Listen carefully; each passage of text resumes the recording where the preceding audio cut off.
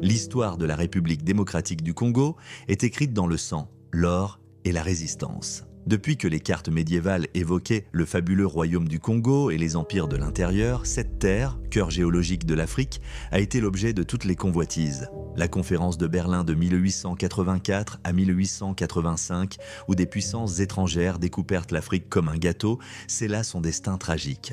Sous le règne de Léopold II, le Congo devint une propriété privée, son caoutchouc et son ivoire payés en amputations et en vies humaines. Plus tard, le Katanga, le Kasaï, le Kivu devinrent les synonymes de coltan, de diamants, de cobalt, des richesses qui ont allumé des guerres mais n'ont jamais véritablement illuminé le peuple. Aujourd'hui, en 2026, nous vivons l'acte ultime de ce drame historique. Les révélations du roi des Belges, rappelant que l'entité Rwanda est une création coloniale post-1880, ne sont pas un simple fait académique. C'est un écho glaçant qui résonne avec les déclarations de Paul Kagame, dévoilant non pas des ambitions sécuritaires, mais une volonté expansionniste et prédatrice sur nos provinces de l'Est.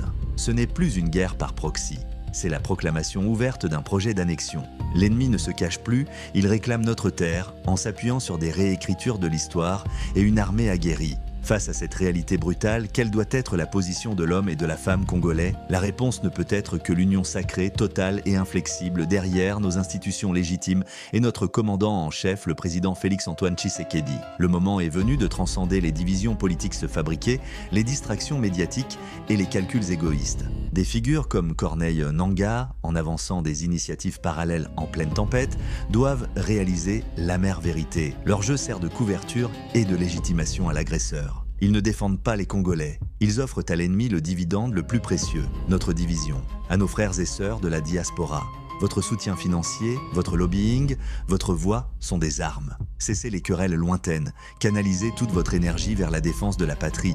À nos soldats sur le front, vous portez l'honneur de la nation dans vos treillis. Chaque pouce de terre que vous défendez est une page de notre histoire future. La trahison, aujourd'hui, est un crime contre l'âme même du Congo. Tenez bon, soyez disciplinés, sachez que la nation reconnaissante exige votre héroïsme. À nos forces de police, dans les villes et les villages, votre rôle est crucial. Ne vous affaiblissez pas par la corruption ou la complaisance.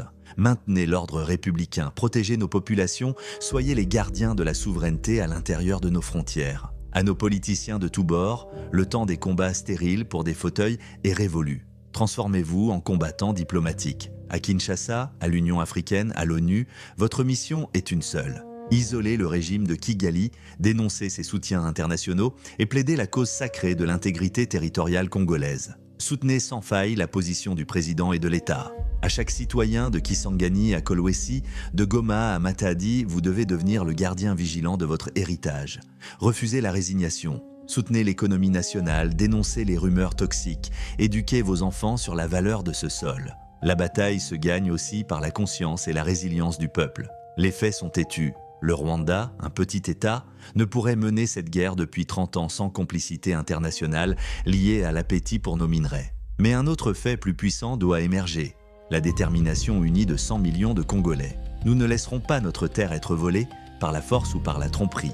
Cette guerre, imposée par la cupidité, nous la transformerons en guerre de libération définitive. Le choix est historique, simple et sans appel. Il est, comme le clamèrent nos ancêtres, face à d'autres oppressions, la nation ou la mort. Pour notre dignité, pour notre avenir, pour que nos enfants héritent d'un pays entier, unissons-nous, combattons et vainquons. Le Congo vaincra. La patrie ou la mort, nous vaincrons. Merci d'avoir regardé SMT TV. N'oubliez pas d'aimer, de partager et de vous abonner.